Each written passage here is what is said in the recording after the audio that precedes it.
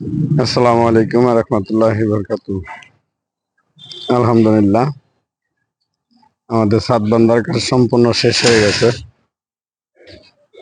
আমরা আগামী বুধবারের দিন ছাদটারে ঢালাই দিব।